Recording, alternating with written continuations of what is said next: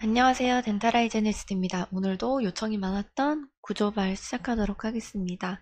일단 출제 범위부터 먼저 파악하고 공부를 해야 되겠죠? 첫 번째, 상피조직 이해하기. 두 번째, 결합조직 이해하기.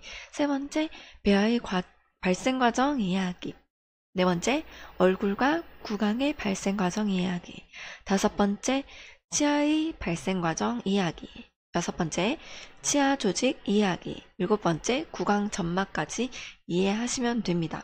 보통 이제 상피 조직과 결합 조직 문제를 낼 때 상피 조직의 특징으로 알맞은 것은, 결합 조직의 특징으로 알맞은 것은 이렇게 문제가 나오기도 하고요. 상피 조직에 보면은 무슨 중층 평평 상피 있고, 중층 평평 상피 있고, 단층 입방 상피 있고, 여러 가지의 그런 분류법이 있잖아요. 그래서 혹시 구강 점막은 어디에나 해당이 되는지, 요런 질문들을 많이 합니다. 그래서 구강에 관련된 것들을 위주로 외워두시고요. 일단은 매년 7문제 정도 나오고요. 일단 상피 조직이 뭔지, 결합 조직이 뭔지부터 먼저 알아야 되겠죠. 상피 조직은 뭐냐면 상피, 위에 있는 피부라고 생각하시면 돼요.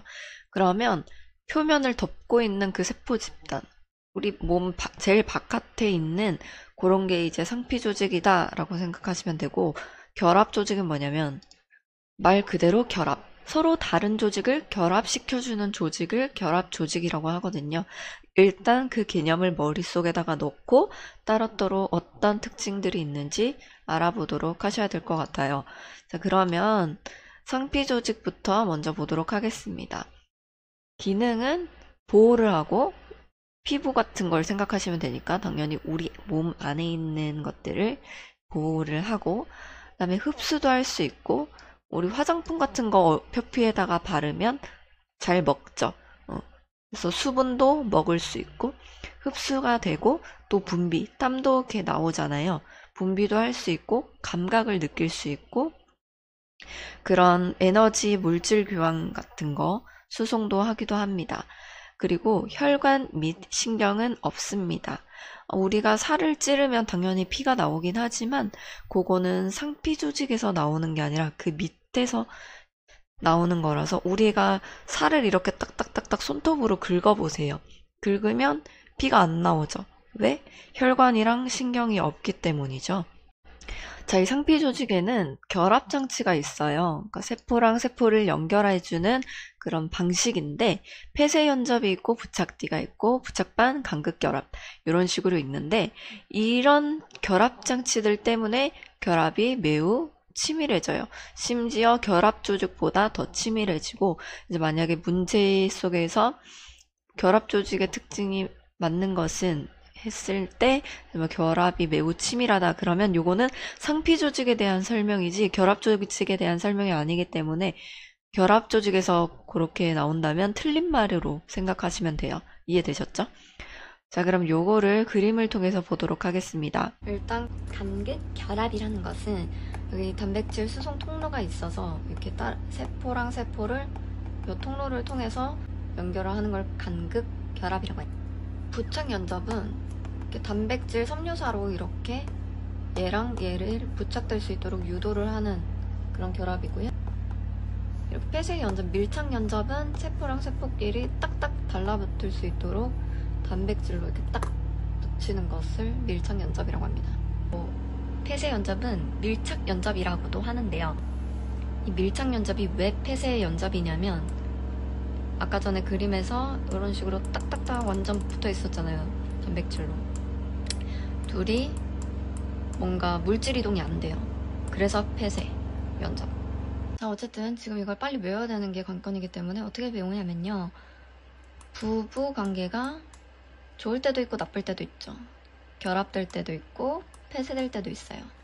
이런 식으로 외우시면 될 것 같아요. 자, 상피의 분류를 보도록 할 건데요. 단층이란 층이 단 하나라는 거예요. 중층이란 여러 개가 있다는 뜻이고요. 층 팽평 상피는 당연히 팽평하죠. 입방 상피는 거의 정사각형 정도로 생각을 하시면 될 것 같고, 원주 상피는 긴 막대기 형태로 이렇게 되어 있고요. 그리고 거짓 중층 원주 상피는 단층이긴 한데 뭔가 중층인 것처럼 보이는 거짓 중층 상피가 있고, 그다음에 중층 상피에는 중층 편평상피가 있고요. 중층 원주상피가 있고 중층 입방상피, 여기 이제 이렇게 돼 있는 입방상피가 있고 또 이행상피가 이런 게 있어요. 두 개가 원주처럼 생긴 거랑 입방이랑 이렇게 이행하는 상피가 있는데 요거는 참고만 하시면 되시고 이것 중에서 이제 구강이랑 관련된 것들을 위주로 외우시면 되고 그러면 구강점막이니까 구강점막은 뭐다? 중층 편평상피다. 그 중층 평평상피 중에서도 이제 각화가 된 게 있고 비각화가 된 게 있어요. 그래서 각질 중층 평평상피 또는 각화 중층 평평상피 이렇게 말하기도 하거든요.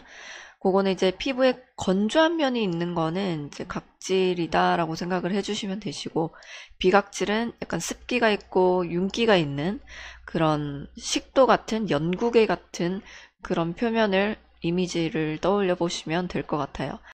예를 들어 이제 각화가 되어 있는 거는 경국에 또는 부착지은 저작점막에 해당되는 게 이제 각화가 되어 있고요. 비각화가 되어 있는 건 협점막, 치조점막, 구강저 이런 것들에 해당이 된다고 보시면 됩니다.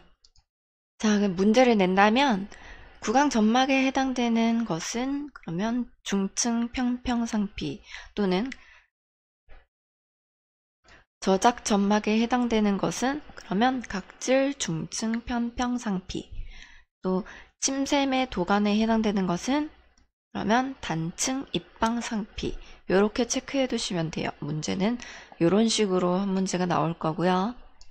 문제는 아무래도 각질 중층 편평상피에서 많이 나올 수 있는 확률이 커요. 왜냐하면 요게 우리 구강이랑 관련된 것 중에서 이제 중요한 부분이라서 자 그러면 요런 층들이 있다고 했죠. 안쪽에서부터 볼게요. 기저층 맨 밑에 있으니까 기저, 그다음에 유극층, 과립층, 투명층, 각질층 이런 식으로인데 투명층은 두터운 표피에서 관찰할 수 있고요. 없는 것도 있습니다. 기저층에서는 세포 분열이 계속 일어나고 이쪽에 이제 멜라닌 세포들이 그 쪽쪽쪽쪽 올라오면서 나중에 점이라는 걸 만들어내는 거죠. 그리고 그 위층은 유극층으로서 완충작용을 하는 층이에요. 그리고 세포 간교가 많이 파생이 되어 있고요. 그 다음에 이제 과립층이라고 해가지고 각화 전 단계죠. 각화를 준비하는 그런 단계적인 층이 있고, 자, 기저층에서 이제 세포 분열이 계속 일어나면서 점차 이렇게 이동을 하거든요. 그러면서, 아, 나 이제 죽을 때가 됐다. 난 이제 필요 없는 세포가 됐다. 그럼 그때 뭘 한다고요? 각질로서 떨어져 나가게 됩니다. 그게 이제 탈락이고요. 이제 땜일 때 그 때들이 결국에는 이제 각질층이 떨어져서 나가는 게 그거입니다. 자, 이게 피부인데 여기서 여기 바깥에 있는 표층에 있는 피부, 표피, 그리고 진짜 피부, 진피, 그다음 피부 밑에 조직, 피하 조직이 있는 건데요. 자, 진피를 더 자세하게 보도록 하겠습니다. 자, 진피는 크게 두 가지 기억해 주시면 되시고 여기 있는 유두처럼 이렇게 볼록볼록 튀어나와 있는 유두층이 있고 이렇게 망으로 생긴 망상층이 있어요. 자, 그렇다면 이제 결합 조직을 볼 건데요. 결합 조직의 기능. 몸을 지지를 해주고 어떤 조직을 남의 보호도 해주죠. 당연히. 남의 저장도 할 수 있고 방어도 할 수 있고 수복도 할 수 있고 수복이라는 것은 뭔가 대응한다는 거예요. 우리 수복상아질 뭐예요? 외부에서 자극이 있었을 때 대응을 해서 만들어내는 게 수복이죠. 그런 거고 운반도 할 수 있고 그래서 항상성을 밸런스를 유지할 수 있는 게 결합 조직이고요. 결합 조직의 특징 혈관과 신경이 분포하고 있죠. 아까 상피 조직에는 혈관이랑 신경이 없다 그랬는데 요게 가장 큰 특징이고 요거 정말 중요합니다. 그리고 중배업에서 발생을 하게 되고요. 요거가 뭔지는 조금 이따가 배열 발생 과정에서 알려드리도록 하겠습니다. 그리고 고유 결합 조직과 특수 결합 조직으로 크게 나뉘는데 다른 종류의 결합 조직도 굉장히 많으나 우리 구강과 관련된 것들을 먼저 보도록 하겠습니다. 일단 고유 결합 조직은 석회화 결합 조직으로 분화가 되고요. 그럼 요거는 나중에 상아질과 배각질을 만들게 되는 역할을 하게 되는 거죠. 그리고 특수 결합 조직은 나중에 이제 뼈 조직이 되는데 이 뼈 조직은 치밀골과 해멸골을 만들어내겠죠. 요게 만약에 헷갈리시면 고상하로 외워주시고요.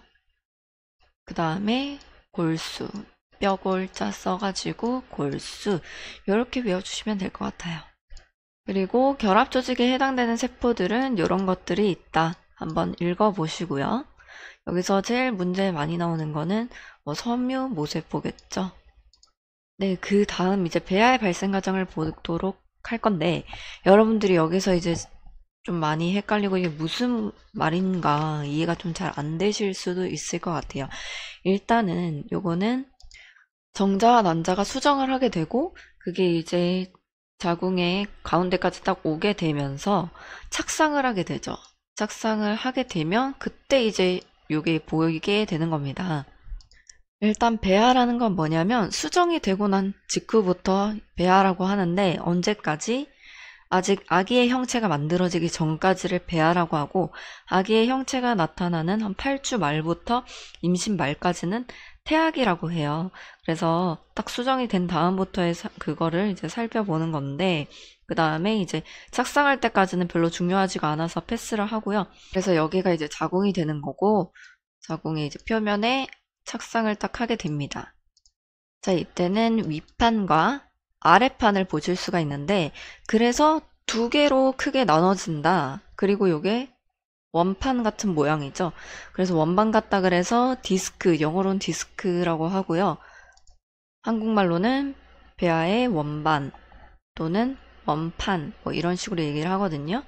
그래서 요거는 두 개로 나눠진다 그래서 이배엽성 배반이라고 해요. 그래서 윗판은 양막강이 안쪽에 들어가게 되어 있고요.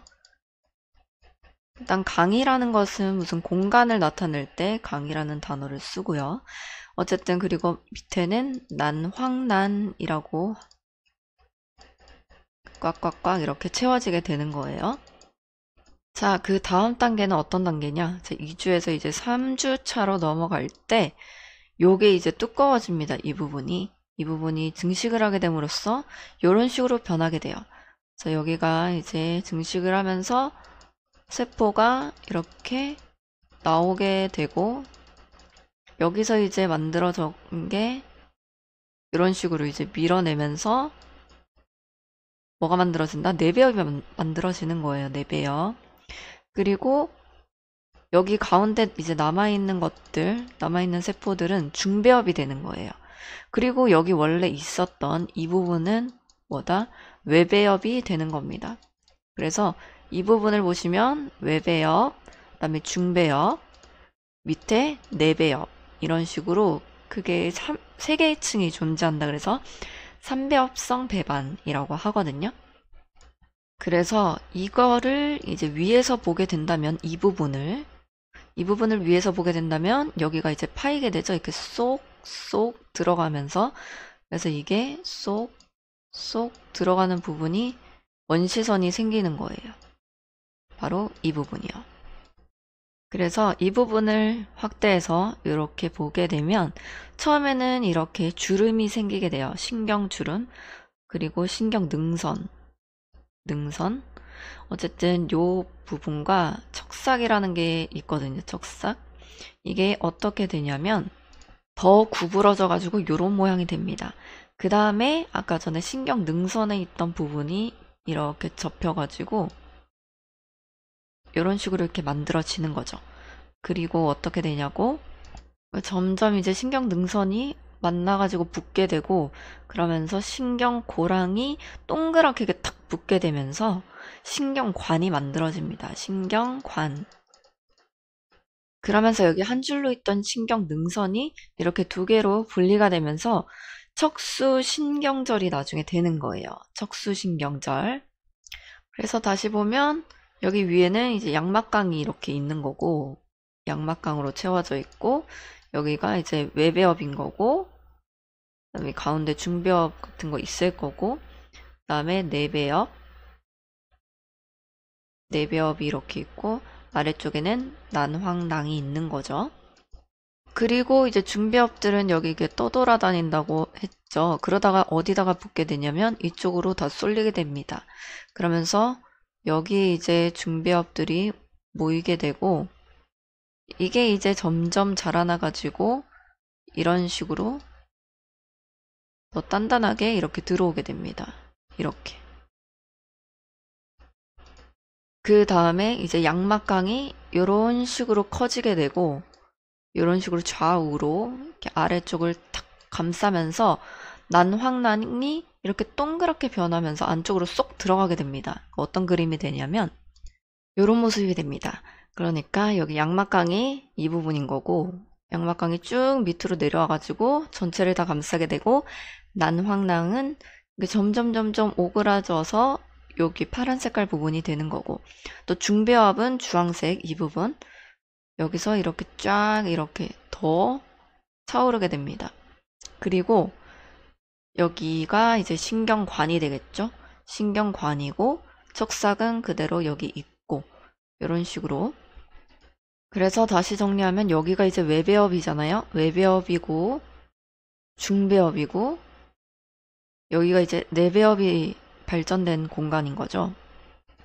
그 다음에 이제 완전히 양막강이 둘러싼 모습이고요. 양막강이 제일 바깥에 있고 신경관, 척삭, 그리고 중배업이 이렇게 위치를 하게 되어 있고 그다음에 그 안에 이제 난황낭이 있다 그랬죠.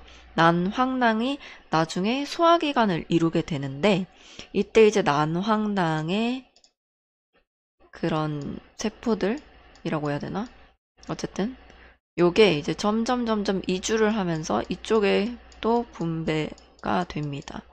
이쪽에도 점점 이주를 하게 되어서 여기에서도 볼 수 있고 그래서 삼배합성 배반에서 이런 식으로 이제 만들어지게 됩니다.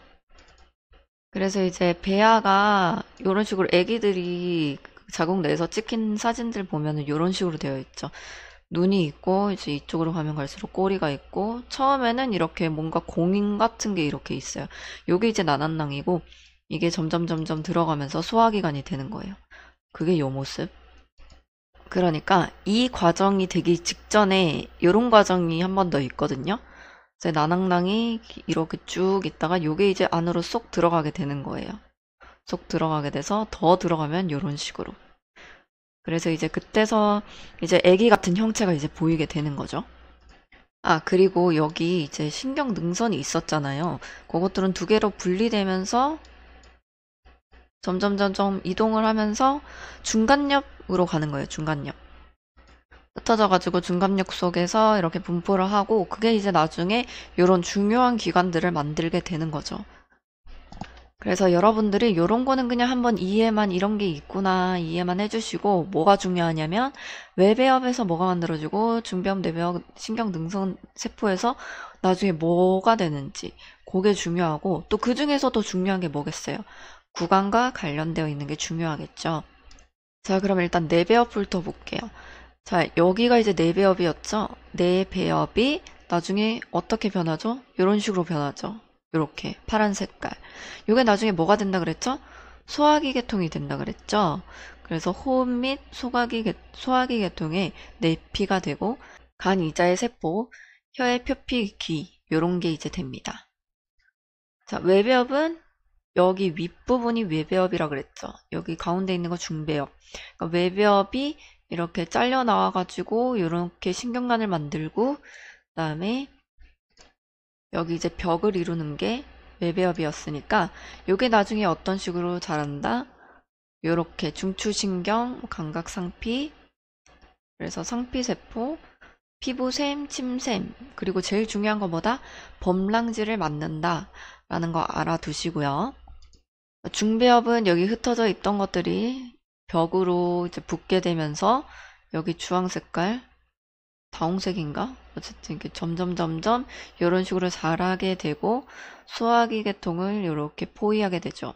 그래서 요거는 진피, 근육, 뼈, 림프계통, 혈액세포, 골수, 연골, 뭐 생식기관 같은데 있고 또 외분비기관, 또 결합 조직을 구성한다 라고 알아두시면 돼요. 그래서 요거는 3배업성은 언제 발생한다? 발생 3주에. 요거는 다 숫자가 같기 때문에 2배업도 2주죠. 그거는 당연히 아셔야 되는 거고, 이때 원시성과 척삭과 신경관이 형성이 된다. 알아두시고요. 그리고 외배업에서 나중에 발전하는 거는 범랑질, 요거 정말 중요하고요. 중배업에서는 이제 결합 조직이 중요한 부분이고, 또는 뼈, 그리고 내배엽. 내배엽에서는 소화기. 요게 조금 그나마 중요하고, 신경능선에서, 와, 이거 진짜 중요하죠. 치아 조직의 대부분이 신경능선 세포에서 이제 나오게 되는 건데, 뭐가 빠져 있죠? 범랑질이 빠져 있죠. 그래서 범랑질을 제외한 치아 조직을 포함한 뭐 머리와 뭐 이런 식으로 이제 문제가 나오게 되면 맞는 설명입니다. 자, 이제 네 번째 얼굴과 구강의 발생 과정을 보도록 할 건데, 먼저 1차 구개와 2차 구개를 먼저 볼게요. 이거는 아직 아기가 만들어지기 전이에요. 코도 만들어지기 전이고 입도 만들어지기 전인데, 그래서 어떤 식으로 입이 만들어지고 코가 만들어지는지 그걸 보는 거거든요. 그래서 만약에 코가 다 만들어졌다는 기준으로 이제 콧구멍이 여기 있고 방향을 보시면 돼요. 아래에서 위를 입천장을 본 사진이고, 자, 요건 다 만들어졌을 때 사진이고, 만들어질 때는 여기서 이게 조금씩 이렇게 커져 나가서 여기 탁 되는 거고, 그게 뭐다? 1차 구개다. 1차 구개는 전상악돌기. 앞에 있는 상악의 돌기가 점점 이렇게 자라가지고 1차 구개를 형성하는 건데, 이거 하나만 있으면 1차 구개가 안 되고, 더 위에 있는 내측 비돌기. 그러니까 위에서 이렇게 내측 비돌기가 이렇게 성장을 하고, 이건 앞에서 봤을 때 모습을 그린 거예요. 그리고 전상악돌기가 이런 식으로 성장을 해가지고 이렇게 딱 만나게 되면 이 부분이 여기 아랫부분 밑에서 위를 쳐다본 그림이 이 그림인 거죠. 여기가 이제 만들어지는 거고, 2차 구개는 좌우에 구개돌기가 만나서 이루어지는 걸 2차 구개라고 하고, 또 위에서 보면 비중격이 이렇게 내려오고 좌우에 구개돌기가 이렇게 만나서 요 판을 이제 형성을 하게 되는 거죠. 그래서 1차 구개가 인중을 형성하는데 관여를 하는 거예요. 여기 내측 비돌기 그리고 전상악돌기가 만나가지고 인중이 되는 거죠. 그리고 이제 구순열이랑 구개열은 왜 생기는지, 구순열은 이 부분에 뭔가 형성이 제대로 안 되면 구순열이 되는 거고, 구개열은 이 부분에서 이제 제대로 만나지 못하면 구개열이 생기는 거겠죠. 그래서 좌우에 구개돌기 간의 융합이 덜 되면 이렇게 가다가 이쯤까지만 오고, 여기는 뻥 뚫려 있으면 그걸 구개열이라고 하는 거죠. 입천장에 구멍 있는 거. 구순열은 입술이 이런 식으로 이렇게 원래라면 딱 잘 붙어서 이런 식으로 있어야 되는데, 붙는 게 이상하게 붙으면 뭐 이런 식으로 이렇게 갈라져 있을 수도 있고요. 그렇죠. 이런 거 책에서 본 적 있으시죠?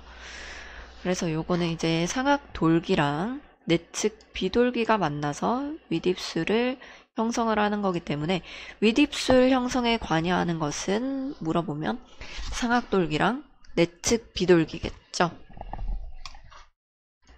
그래서 요거 어떻게 외우냐면 일상, 내측, 그리고 저희가 이제 코로나라서 일상이 다 내측에 있죠. 내측에서 머무는 생활을 하는데, 마스크를 쓸 때 코를 다 덮지 않고 인중까지만 이렇게 쓰시는 분들이 콧구멍 그림이 웃기죠. 인중까지만 이렇게 덮는 분들 있죠. 근데 이제 내측에 있기 때문에 실내에 있을 때는 지 혼자 있으면 뭐 이렇게 써도 상관없죠. 어쨌든 요거랑 같이 연상을 해주시고, 자, 2차 구개는 어떻게 외우냐면 이를 한자로 어떻게 써요? 이런 식으로 쓰죠. 좌우에 구개돌기가 이렇게 만나서 생기는 건데, 비중격 이렇게 외워두시면 되겠죠. 자, 드디어 치아의 발생 과정을 배워보도록 할 건데요. 치아가 어떻게 발생하냐면 일단 개시기에는 치판이 형성되는 시기고요. 이렇게 다 바꿔주시고 일단 치판과 구강 전정. 그러니까 여기가 이제 치아가 될 거고 치아에 이렇게 밑으로 내려와서 아랫입술이 도달하기 전까지 맨 아랫부분 치아랑 아랫입술의 사이의 맨 아랫부분을 구강 전정이라고 하죠. 상악도 마찬가지고 상악 치아랑 윗입술의 그 사이의 제일 윗부분 푹 꺼진 부분을 구강 전정이라고 하죠. 그래서 계시기 때는 치판과 구강 전정이 이런 식으로 만들어지고요. 여기서 이제 비스듬하게 이렇게 함입이 되는 거죠. 그렇게 돼서 치판을 형성을 하기 시작해요. 그런 다음에 이제 뇌상기로 넘어가서 뇌상기는 치배를 형성하는 시기고요. 이 치배가 한국말로 싹이죠, 싹. 이건 한자어로 표현한 거고. 자, 그러면 이 치판 주변으로 미부나 간엽세포들이 이렇게 뭉치게 되는데요. 모이게 돼요. 세포들이 모이게 되고 구강 전정에는 세포가 모이는 현상은 없습니다. 자, 그래서 이렇게 동그란 현상이 나타나는데 즉 둥근 세포 집단을 이렇게 형성하는 과정이 바로 뇌상기입니다.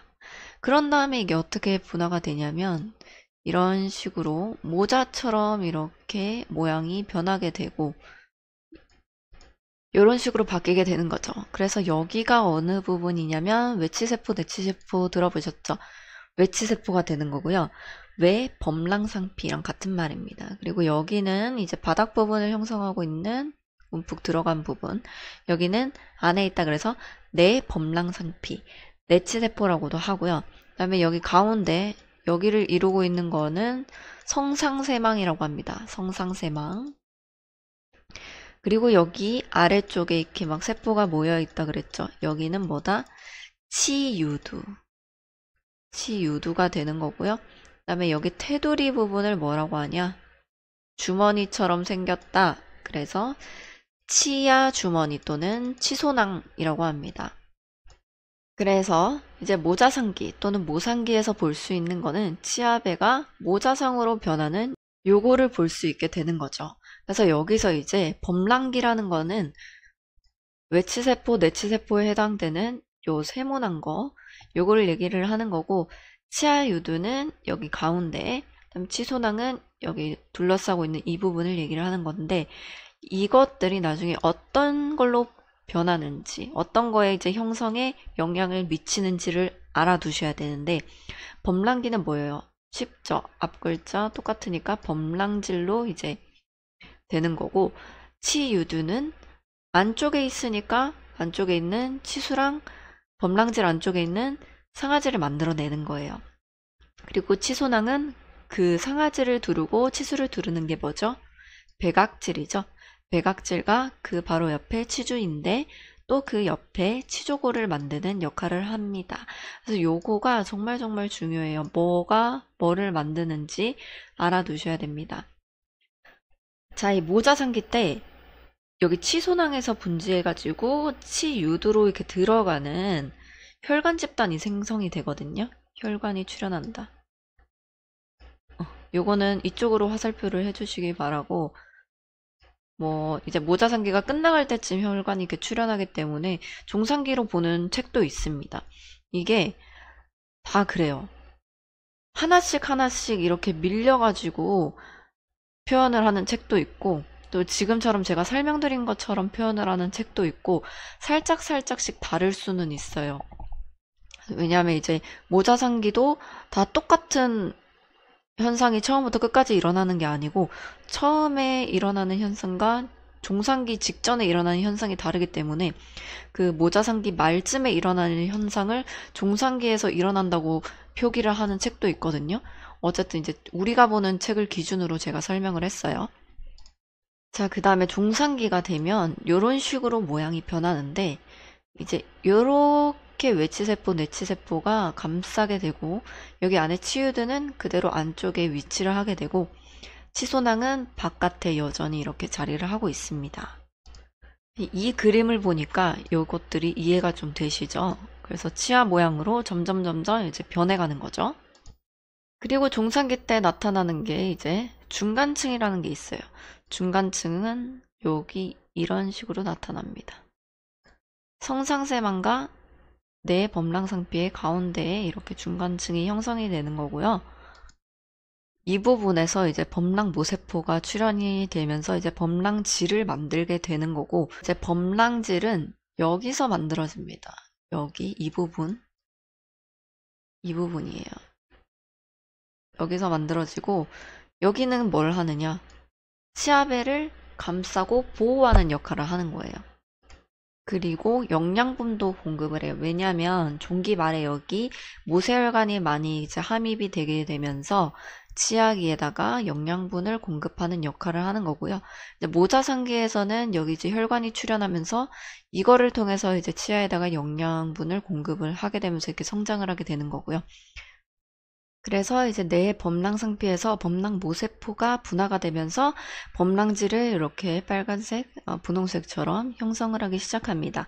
그래서 어느 부분에서 무엇이 분화가 되는지 기억을 해 두시고요. 뇌 범랑상피에서는 범랑모세포가 분화가 돼서 뭐가 만들어진다? 범랑질이 만들어진다. 왜 범랑상피는 단층 입방형 세포이고요. 범랑기관의 방어벽이 된다고 방금 말씀드렸고, 이것도 말씀드렸고, 이제 이 부분, 이 테두리에 있는 부분은 왜 범랑상피로서 범랑기관의 방어벽이 되고요. 그다음에 치소낭은 치아 배를 이렇게 보호하는 역할도 하고 있습니다. 어쨌든 이 치소낭에서는 배각질이 되는 배각모세포가 분화를 하고 섬유모세포, 골모세포가 형성이 되는데, 이것들이 나중에 이제 배각질을 만들고 섬유모세포는 치주인대를 만들고 골모세포는 치조골을 만든다 라는 것까지 알아두셔야 됩니다. 그리고 종산기에서 볼 수 있는 것은 물어보면 중간층. 이 중간층은 뭐예요? 내치세포랑 외치세포 사이에 이렇게 만들어져서 무엇을 형성하는 거? 범랑질을 형성하는 거. 그래서 여기 핑크 색깔이 라인이 중간층이라 그랬죠. 그래서 여기 밑으로 범랑질이 형성이 되고, 여기는 석회화에 필요한 알칼리성 인산 요소가 존재를 하기 때문에 범랑질 형성에 아주 중요한 역할을 하는 거예요.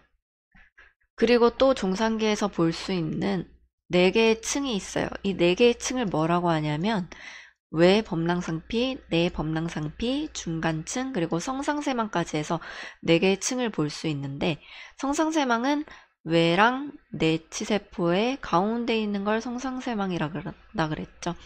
그래서 하나, 외치세포, 성상세망, 중간층, 그다음에 내 범랑상피까지 해가지고 4층이 되는 거고요.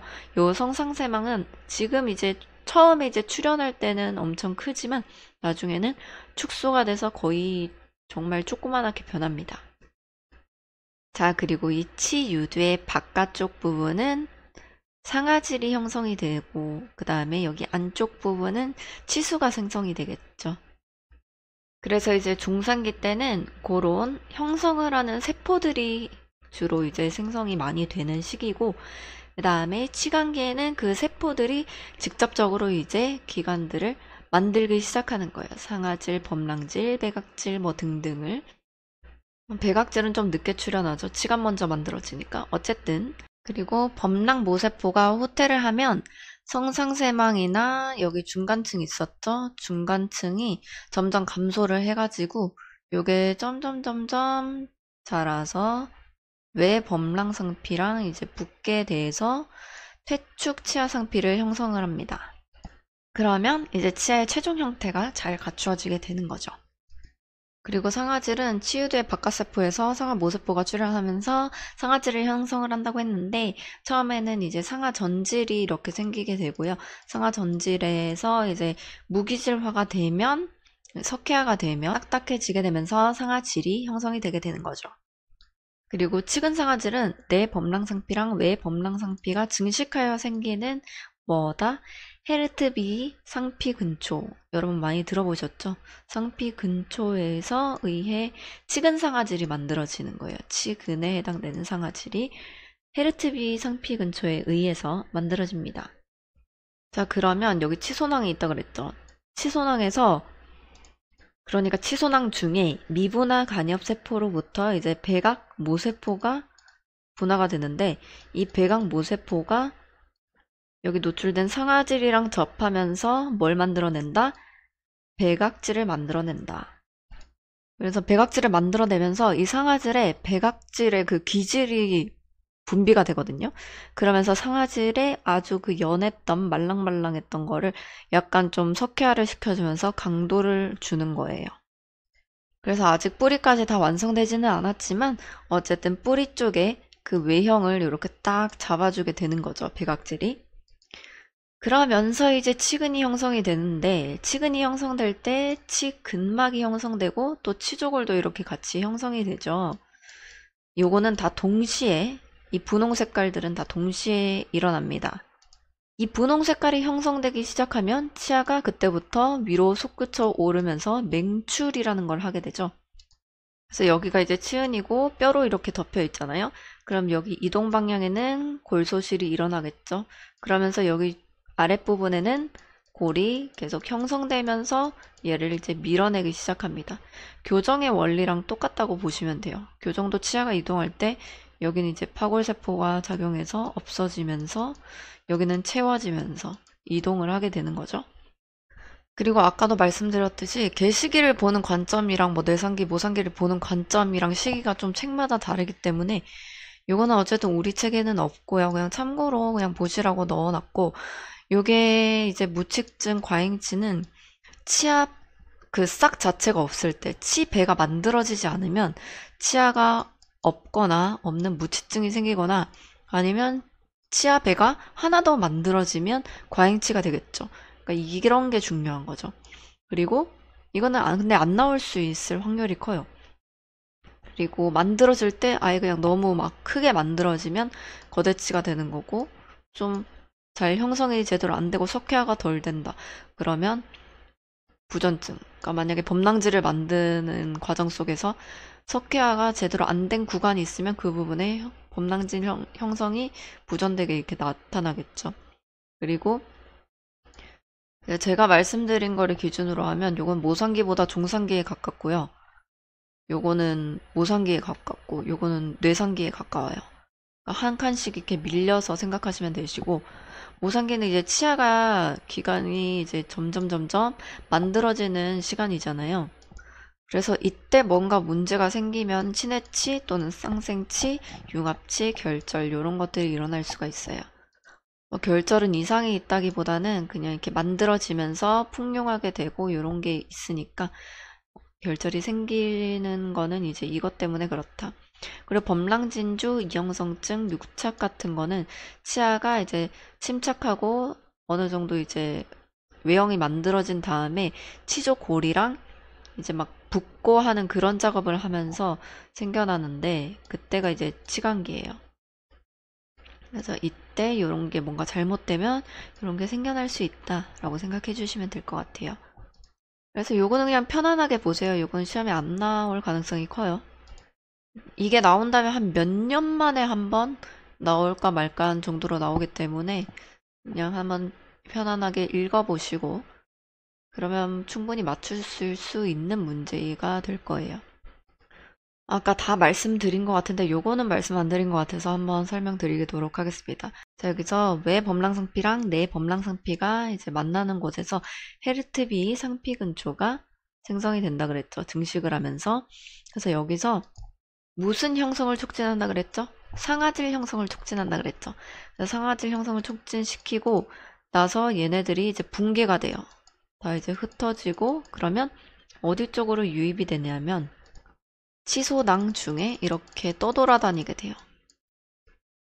그 다음엔 설명드렸죠. 이제 그게 붕괴가 되고 나서 치소낭은 상아지를 접해가지고 그 미분화 간엽세포로부터 이제 그 백악 모세포가 분화가 되는 거죠. 그래서 거기서 분비된 백악 기질이 상아질의 석회화를 유도를 시켜서 딱딱하게 만든다. 요것도 아까 전에 요것도 다 설명을 드린 거고, 치근단은 맹출 직후 완전히 개방된 상태죠. 맹출을 하면 맹출 직후에는 요게 뿌리가 완전히 만들어지지 않았으니까 만들어지고 있는 과정이죠. 그래서 여기가 더 생성이 될 거기 때문에 여기는 완전히 열려 있다는 말입니다. 자, 이제 드디어 치아 조직 볼 건데요. 치아 조직, 뭐, 범랑질, 백악질, 상아질, 뭐, 등등 있죠. 그래서 범랑질부터 배워보도록 하겠습니다. 일단 요거 한 번씩 읽어보시고, 혈관이랑 신경 없는 거랑 요런 거는 다 알고 계시죠. 그리고 요런 것도 그냥 편안하게 보시면 됩니다. 자, 범랑질의 조직 구조를 보시면 범랑소주 있고 범랑상하경계, 슈레거띠, 범랑요판, 범랑초, 범랑방추, 범람소피, 성장선 이렇게 볼 수가 있고요. 질문을 한다면 뭐 이렇게 설명을 해놓고 거기에 대한 설명으로 맞는 것은 이렇게 물어볼 수가 있고요. 그리고 범랑질은 원래 석회화가 잘 되어 있어서 되게 딱딱하고 단단한 구조인데 유기질 비율이 높고 석회화가 낮은, 그러니까 말랑말랑한 구조로 되어 있는 것을 골라라 하는 문제들도 나오고 있고요. 아니면 성장선에 대해서 묻는 문제가 나올 수도 있어요. 일단 범랑소주에는 그 막대기 모양처럼 이렇게 되어 있는데 무기질이 거의 대부분이고 약간의 유기질이 있습니다. 그래서 딱딱하겠죠. 그리고 슈레거띠는 뭐냐면 범랑질이랑 상아질 연결 부위에서 이제 범랑소주가 만약에 직선으로 이렇게 주행한다고 치면 이렇게 비스듬하게 주행하는 선이 슈레거띠입니다. 비스듬하게 주행해서 슈레거띠. 그래서 이 슈레거띠는 외부의 힘에 의해서 역학적으로 적응된 구조라고 생각하시면 되고요. 그 다음에 범랑총을 보시면 이것도 마찬가지로 범랑상아질 경계 근처에 있는 거고 풀순 모양으로 되어 있고요. 유기질이 많고 석회화도가 낮습니다. 말랑말랑한 구조고 표면에서부터 안쪽까지 이르기까지 다 분포가 되어 있고요. 그 다음에 범랑 옆판을 보면 이것도 마찬가지로 유기질 비율이 높고 석회화 정도가 낮기 때문에 딱딱하지 않은 공간이고 또 우리가 열 같은 거 받으면 늘어났다가 쪼여들었다가 이렇게 수축하고 팽창하는데 그런 충격으로 인해서 틈이 발생을 하는 거예요. 그래서 그 틈에 이제 오식이 진행될 수도 있는 경로가 생겨버리게 되는 거죠. 그래서 범랑 옆판이라고 하면 유기질 비율이 높은 말랑말랑한 구조이고 그 다음에 뭐 단층이나 균열을 일으키는 원인이 되는 것은 그런 범랑 옆판 해주시면 되시고요. 범랑 방추는 뭐냐면 상아질의 범랑질 침입의 흔적이라는 게 뭐냐면 이게 만들어질 때 상아질이 범랑질로 이렇게 살짝 들어가면서 만들어진 그 흔적이 남는 것이 범랑 방추입니다. 요거는 교두정에 많이 있고요. 쉽게 생각하면 여기 이제 상아질이고 범랑질이라고 하면 이렇게 툭 융기되는 부분에서 더 이렇게 침입하려고 하겠죠. 그래서 이쪽 부분에 많이 분포를 하는 겁니다. 자, 그 다음 범랑소피. 간 맹출한 범랑질의 표면을 덮고 있는 얇은 유기막인데요. 요거는 이제 산에 대한 저항성을 갖고 있습니다. 자, 그리고 요거는 어떻게 외우냐면 범랑 옆구리가 딱 터진 거를 이미지를 그려보세요. 옆구리가 그래서 틈이 있는 거예요. 틈이 있는 건 뭐다? 범랑 옆판이다. 그리고 범랑 총은 뭐라 그랬죠? 풀숲같이 되어 있다 그랬죠. 총이 뭐예요? 총이 막 여러 개가 이렇게 막 모여 있는 걸 총, 뭐 군집 같은 걸 이제 총이라고 얘기를 많이 하는데 그 막 따다다당 쏘는 그 총 말고요. 뭐 세균총 할 때 그 바바를 의미를 하는 게 총인데 어쨌든 풀숲은 이렇게 나무들이 막 이렇게 있는 거를 풀숲이라고 하죠. 그래서 총이랑 풀숲이랑 이렇게 연관 지어서 외워주시면 되고 그 다음에 뭔가 침범을 한 거는 침범, 그래서 방추 이렇게 생각해 주시면 되고 소피는 조그만한 막 이렇게 생각해 주시면 돼요. 얇은 막, 그게 소피. 자, 이제 성장선을 보도록 할 건데요. 아까 전에 범랑소주의 진행 방향에서 약간 비스듬하게 내려오는 걸 뭐라 그랬죠? 슈레거띠라 그랬죠. 자, 그렇다면 이 횡선문은 가로로 진행하기 때문에 가로 횡자를 써서 횡선문이라고 합니다. 그리고 이 횡산모는 하루에 4나노미터씩 이제 형성된 범랑질의 양과 관련이 있어서 이런 식으로 문제를 내고 이건 어떤 성장선에 대한 건가 물어보는 질문을 할 수가 있고요. 레치우스 선조는 10일 동안 만들어진 성장선이고 요거는 좀 어둡게 나타납니다. 영구치에서만 명료하게 나타나고 유치에서는 잘 보기 힘들고요. 그다음에 잘 발달된 횡선문이 이어진 것으로 보시면 됩니다. 그리고 석회화가 불량하고 형성이 부전해서 생기는 게 뭐다? 레치우스 선조이다. 자, 그리고 요게 좀 외우기 힘드시다면 레치우스랑 외치우스, 왜 치웠냐는 거예요. 그래서 뭐가 없어진 거죠. 뭐가 없어졌어요? 석회화가 불량하고 형성이 덜 된 거예요. 그러니까 어두운 선으로 나타나게 되고, 자, 여기 글씨를 보시면 우스 다 평행하게 쭉 이렇게 횡선문이라고 생각하시면 돼요. 잘 발달된 횡선문이 이어진 것, 우스. 그리고 여기 11은 레찌우스에서 요게 이제 1이 되는 거고 우스의 여기 이응이 0이 된다고 생각해 보세요. 그러면 요렇게 11 단위로 어두운 선이 생기는 것. 레치우스 선조이다. 이렇게 너무 쉽죠? 그리고 신생아선은 뭐냐면 우리가 출산을 할 때 태어나면서 석회화가 그 부분이 불량을 하게 돼요. 왜냐하면 영양분의 차이 때문에 갑자기 영양분이 툭 급격한 변화가 생기거든요. 출산 시에. 그래서 이때 석회화가 불량이 되면서 만들어지는 게 신생아선인데 요거는 보통 유치나 모든 유치나 영구치의 6번에 발생을 하게 되고 레치우스 선의 석회화 불량이라고 합니다. 요거는 기억하기 쉽겠죠. 신생아선이니까 당연히 출산이랑 관련되어 있습니다. 자, 그리고 주파선조는 레치우스의 도달 부위의 얕은 고랑인데요. 자, 여기서 파인 거예요. 그러니까 얕은 고랑. 쉽죠? 요거는 한번 편안하게 읽어보세요. 자, 이제 상아질이고요. 상아질에서 중요한 거는 상아질의 종류겠죠. 1차 상아질이 뭔지, 2차 상아질이 뭔지, 3차 상아질이 뭔지 구분을 할 수 있어야 되는데 일단 1차 상아질이라는 건 치아가 완성되기 전까지 만들어지는 상아질을 1차 상아질이라고 하고요. 그래서 상아세관이 규칙적입니다. 근데 2차 상아질은 치아가 만들어지고 난 다음에 평생에 이르러 만들어지는 거기 때문에 우리가 치아가 아예 힘을 안 받을 수가 없잖아요. 치아가 만들어지기까지는 안에 묻혀 있거나 아직 교합이 덜 되거나 그러기 때문에 영양을 이렇게 막 충격을 받지 않기 때문에 상하세관이 규칙적인데 치아가 완성이 되면 그때부터 이제 교모가 시작되고 힘을 많이 받을 수 있는 그런 환경에 노출이 되는 거니까 상하세관이 불규칙적이고 굴곡이 생성된다. 그렇다 보니까 이제 상하세관의 수는 1차 상하질보다 2차 상하질에서 더 적게 볼 수가 있고요. 그리고 이제 치수 쪽에 측면에서 볼 수 있습니다. 그리고 중요한 3차 상하질, 다른 말로 수복상하질이라고도 하는데요.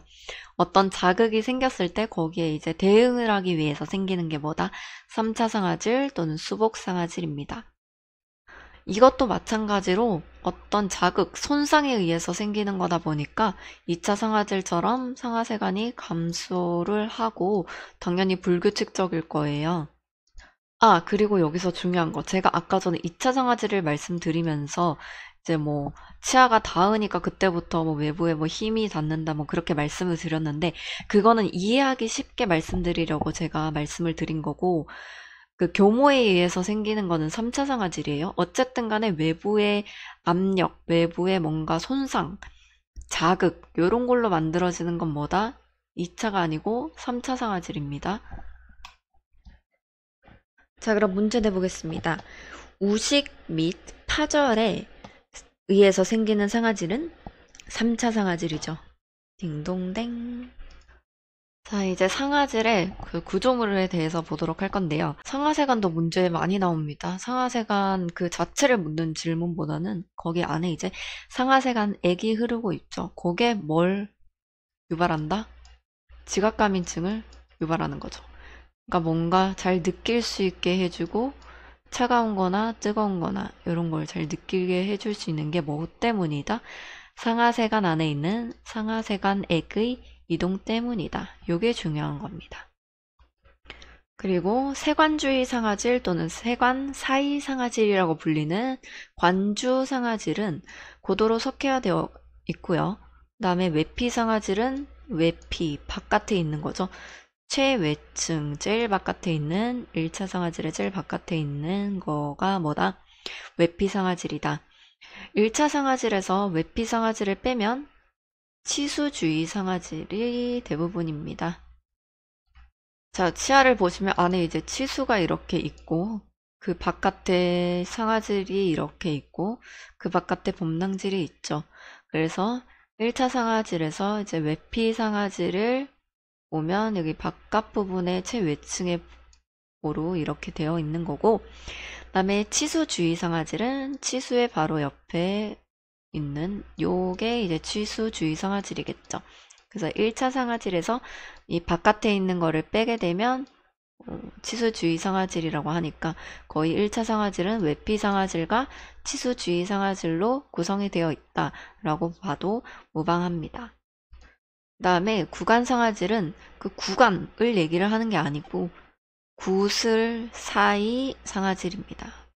사이 간자 써가지고 구슬 사이 상아질이고 여기 이제 구슬이 구상의 석회하고 사이 공간이 저석회화된 거 때문에 나타나는 거고요. 그 다음 상하세간의 끝부분의 고리가 과립처럼 보여가지고 톰스 과립층이라고 합니다. 여기는 과립. 이것도 미석회화된 부분이고요. 고도로 석회화된 부분은 뭐라고요? 관에 고자가 있죠. 그래서 고도로 석회화된 것은 관주상하질 이렇게 외워두시면 돼요. 그리고 사대라는 것은 죽은 뭐 길 이런 식으로 생각해 주셔도 되고 서로라고도 불리고 또 죽은 띠, 죽을 사자예요. 죽은 띠를 얘기를 하는 건데 공기로 채워져 있어가지고 어둡게 보이는 공간이라서 사대라고 합니다.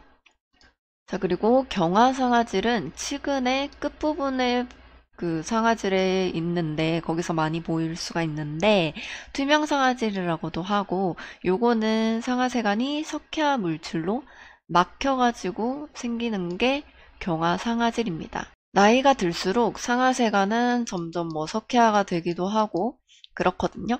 그래서 연령과 비례한다고 보시면 됩니다.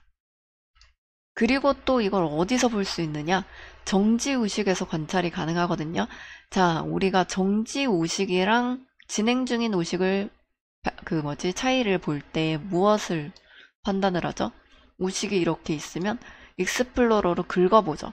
그래서 계속 긁히고 있으면 진행이 되는 거고 딱딱하게 굳어져서 긁히지가 않으면 정지의식이라고 하잖아요. 그래서 요거는 딱딱하게 굳어졌기 때문에 정지의식에서 관찰이 가능한 거예요. 자, 이제 상아질의 성장선을 볼 건데 만약에 상아질의 성장선 중 뭐 맞는 것은 요런 문제가 나오면 범랑질의 성장선이랑 비교를 할 수 있어야 되겠죠. 범랑질의 성장선은 어떤 게 있었죠? 횡선문, 그리고 레치우스 선조, 그 다음에 신생선이 있었죠. 그 다음에 주파선조가 있었죠. 자, 요거랑 비교를 해보시면 상아질의 성장선에서는 다 이응이 들어가죠. 그렇게 생각해 주시고 에브너선은 일주일에 4나노미터씩의 규칙적인 배열을 가지고 있고 요게 생기는 이유는 pH의 차이 때문에 그런 거예요. 그것 때문에 저석회화 영역이 만들어지는데 그 영역이 이제 표시가 되는 거죠. 그리고 요거는 하루마다 계속 생성이 되고 요거랑 헷갈리지 말아야 될 게 하루마다 계속 생성은 되지만 배열 같은 거 규칙적인 보았을 때 규칙적인 그 모양은 일주일에 4나노미터씩 요렇게 보인다. 그래서 규칙적인 게 뭐 4나노미터 이런 식으로 보이면 이게 한 2개 정도 보인다. 그러면 2주 정도 지났구나 라고 보시는 거죠. 에브너선이 이제 pH 때문에 생기는 거니까 애를 약간 P처럼 이렇게 P를 거꾸로 이렇게 만든 모습이고 V는 V에 이거 H 이렇게 생각해 주시면 될 것 같고 그리고 에브 너를 4로 보시면 될 것 같아요. 4로. 미국 사람들 4를 이런 식으로 쓰거든요. 특이하죠. 무튼 어쨌든 그래서 4나노미터 그리고 안드레젠선은 에브너선 중에서 이제 현저한선을 안드레젠선이라고 하는데 이건 20나노미터 간격이죠. 그래서 레의 리을을 2로 이런 식으로 해서 기억을 하시고요. 자, 오웬선도 신생선의 하나인데 이게 석회화가 출생하면은 석회화가 장애가 되는 영역이 생긴다 그랬죠. 영양분 문제 때문에. 그래서 요거랑 요거는 같이 그냥 알고 계시면 돼요. 그리고 각각 그 구조마다 노화가 되면서 어떻게 변하는지도 같이 기억을 꼭 해주셔야 되고요. 상아질이 노화가 되면은 이제 상아세간이 폐쇄가 되고요. 또 3차 상아질 이런 게 많이 수복 상아질이 많이 생길 거 아니에요. 나이가 들면서. 그러면서 어떤 게 줄어들게 되겠어요? 치수강이 줄어들어요. 치수강이. 상아질이 비교적 이렇게 넓어지면 그 안에 있는 치수강은 이렇게 좁아지겠죠. 여기가 넓어지니까. 자, 그 다음에 치수를 볼게요. 치수에는 당연히 혈관이랑 신경이 풍부하게 분포를 하고 있고요. 교원섬유, 그러니까 악교섬유랑 세망섬유가 고르게 분포를 하고 있습니다. 그 다음에 상아질의 영양 공급에 관여를 하죠. 뭐 중요하고요. 그리고 치수가 이렇게 막 실처럼 막 이렇게 혈관이 이렇게 얽혀 있잖아요. 그래서 섬유성 결합 조직으로 생각을 해주시고요. 요건 별로 중요하진 않고 이 기능이 진짜 중요하니까 여기에 대해서 잘 알아두시고요. 감각을 수용하고 당연히 혈관과 신경이 풍부하니까 감각도 수용할 수 있고 또 이것 때문에 영양 공급도 되고 또 수복이랑 형성도 할 수가 있고 상아지를 지지할 수가 있고 유지를 시켜줄 수도 있죠. 그리고 상아 모세포를 보충하는 역할도 치수가 하게 됩니다. 혈관과 신경이 풍부하기 때문에 또 염증이나 면역에 대해서 반응을 하게 되죠. 자, 그리고 요거 좀 메모해 주세요. 치수 표면층 구조라고 쓰시고 그 밑에 1, 2, 3 이렇게 상하 모세포층이 제일 많고요. 그리고 제일 표면층에 있습니다. 그 다음에 세포 희박층은 그 밑에 있는 층인데 세포가 별로 없습니다. 그리고 제일 안쪽에 세포 치밀층이 있는데 여기도 세포가 풍부하지만 상하 모세포만큼은 아니거든요. 그래서 시험 문제에 자주 나오는 게 제일 내기 편한 상하 모세포층입니다. 상하 모세포는 좀 특이해요. 상하 모세포의 바디는 몸체는 치수 쪽을 향하고 있고 그 돌기가 상아질에 있는 거예요. 여기는 이제 치수 부분이고 돌기는 상아질. 특이하죠. 그러기 때문에 치수의 표층에서 여기가 이제 치수고 여기가 상아질인 거예요. 치수의 표층에서 많이 볼 수가 있고요. 네, 그게 이 말입니다. 그리고 섬유 모세포는 치수의 그 세포 요소의 주체를 이루고 있어서 치수세포라고도 하고요. 네, 별 모양을 이루고 있습니다. 그리고 이제 치아의 발생을 보면서 여기에 이제 주변에 이제 중간엽 세포들이 미분화된 그런 것들이 모여가지고 나중에 이게 치유두가 된다 그랬죠. 그래서 여기 나오는 겁니다. 미분화 중간엽 세포를 확인할 수 있고 그 다음에 대식세포, 뭐 형질세포, 비만세포 이런 것들을 확인할 수가 있습니다. 미분화 중간엽 세포는 이런 것들로 이제 분화가 될 수 있는 능력을 가지고 있거든요. 이런 것들로 분화할 수 있기 때문에 만약에 혹시라도 뭔가 치수가 근접해가지고 상하모세포가 죽어버렸어. 죽어버리면 이게 한 달 뒤에 다시 생성이 되거든요. 그게 뭐 때문이다? 미분화 중간엽 세포가 요거 상하모세포를 다시 만들어가지고 다시 생성이 되는 거고, 그러면 치수가 회복이 된다. 그리고 노화가 되면 치수에 결석이 생길 수도 있고 치수에 석회화 덩어리가 생길 수도 있다. 무튼 나이가 들면 석회화랑 굉장히 관련도가 높습니다. 자, 이제 백악질이고요. 백악질은 백악 모세포에 의해서 생성이 되는 거고요. 치주인대로부터 영양을 공급을 받죠. 요거는 많이 들어보셨을 거고, 그리고 이제 백악질, 범랑질 이렇게 있으면 여기가 백악, 범랑 경계가 되고요. 여기에서 제일 얇고 밑으로 치근단 부분으로 내려가면 내려갈수록 조금 더 두꺼워지는 걸 볼 수가 있죠. 그래서 요거랑 요거 정도만 기억을 하시면 돼요. 그리고 가장 얇은 부분이 어디다? 백악, 범랑 경계다. 요거는 상식이라서 이거를 당연히 알고 있다는 전제하에 뭐 문제가 나올 거지. 이거를 묻는 문제는 만약에 나온다면 엄청 쉬운 문제라고 다 맞추시면 될 것 같습니다. 그리고 백악질에서 볼 수 있는 정말 중요한 특성이 사피섬유인데요. 이게 뭐냐면 백악질에서 치조골로 이렇게 섬유가 뻗어나가게 되면서 백악질에서 치조골로 이렇게 내리 꽂아버려요. 그렇게 되면 고정이 딱 되겠죠. 그래서 치아를 치조골에 고정시키는 역할을 한다.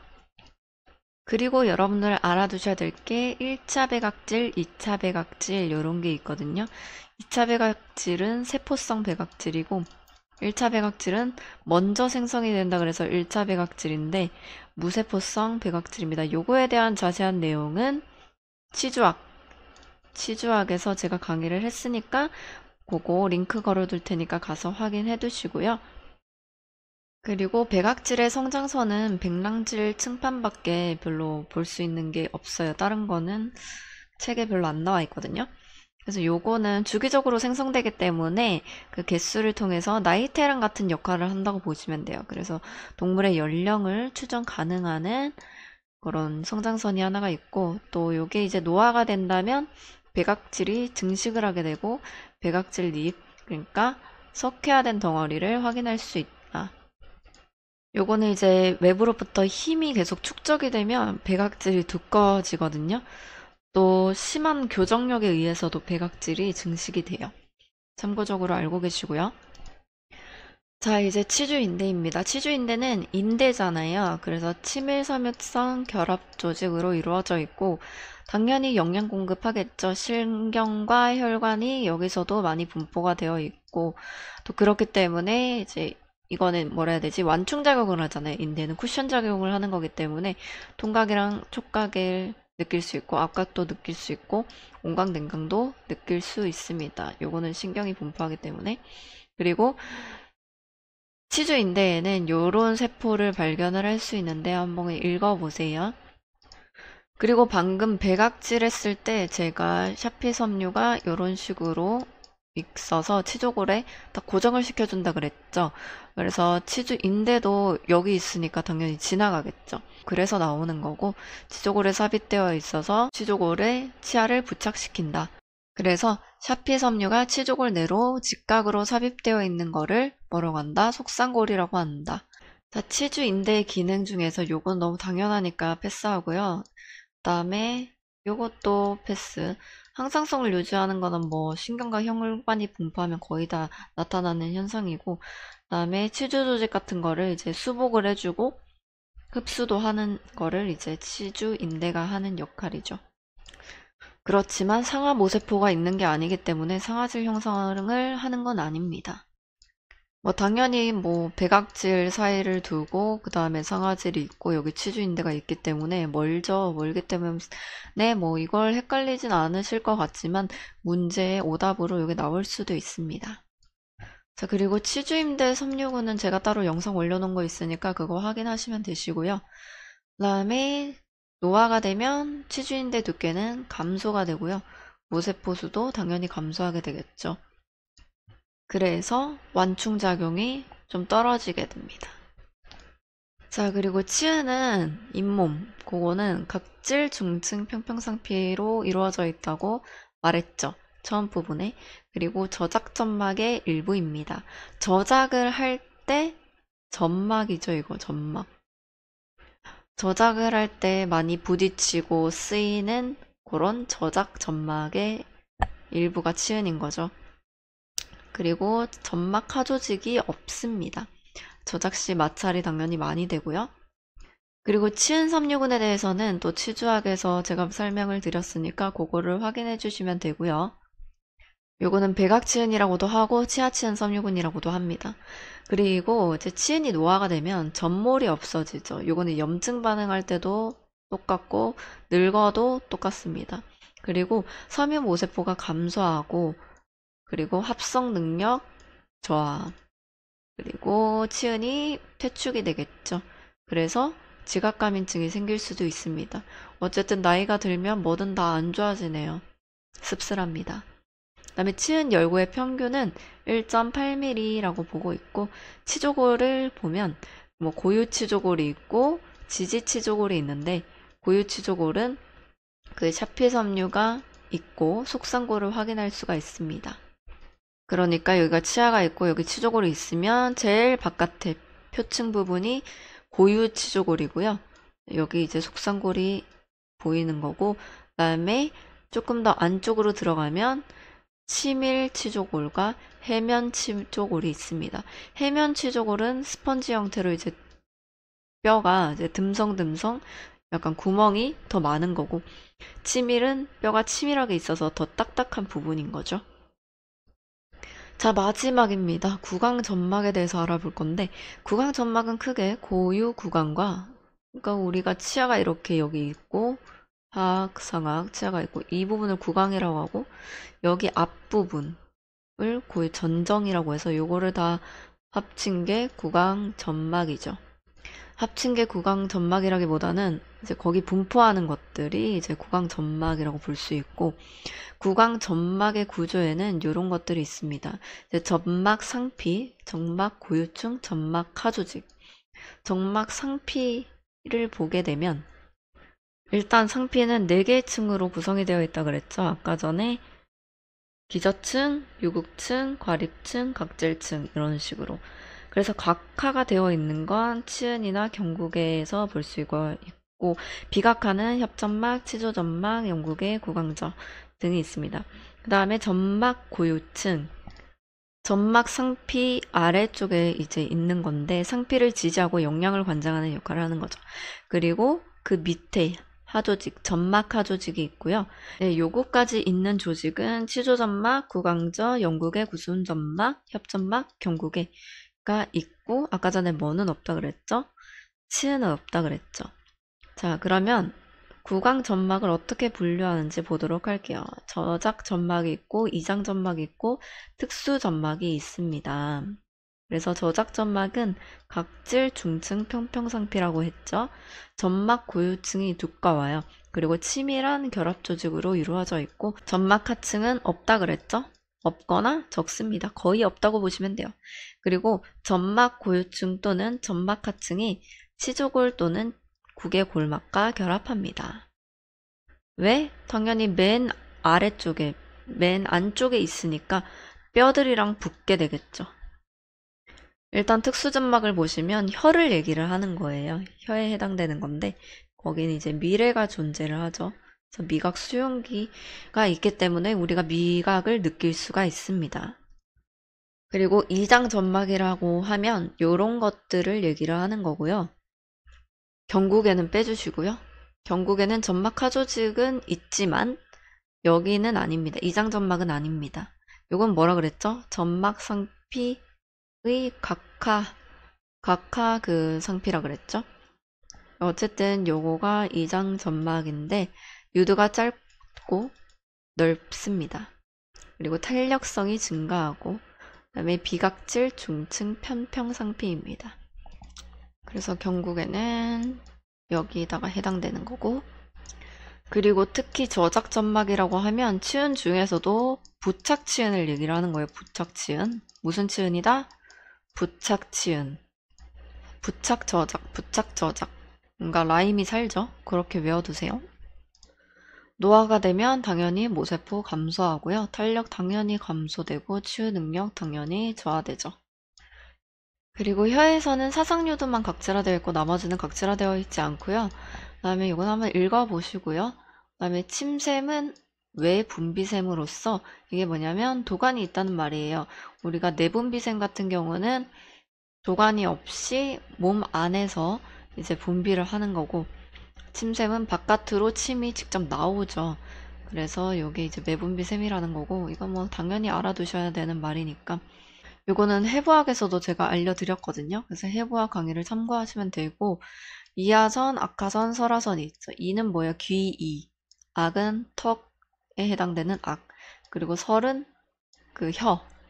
그래서 혀밑섬, 턱밑섬, 귀밑섬 요렇게도 부르거든요. 그래서 귀밑섬은 장액선, 순수 장액선으로서 약간 물기가 많은 걸 얘기를 하는 거고요. 이제 점액선이 많게 되면 끈적끈적거리겠죠. 그래서 설화선은 끈적끈적거리는 거고 악화선도 장액선이 많기 때문에 물기가 많습니다. 요거는 한번 읽어보시면 되고 이제 뭐 상처가 났을 때 구강점막과 표피를 구분하면 구강점막이 훨씬 더 빨리 아물죠. 입안 상처가 피부 그냥 상처보다. 그 다음에 부착상피가 협상피보다 더 상처가 빨리 치유가 됩니다. 요거는 모르셔도 돼요. 드디어 끝났습니다, 여러분. 구강 조직 발생학 끝났고 다음에는 해부학 책이 오면 해부학을 해보도록 하겠습니다. 그러면 해부학을 하기 전까지는 뭐 예방치약이나 치면세마론을 해볼까 합니다. 치아 교정학이나. 네, 여러분 그럼 다음 강의에서 다시 만나요.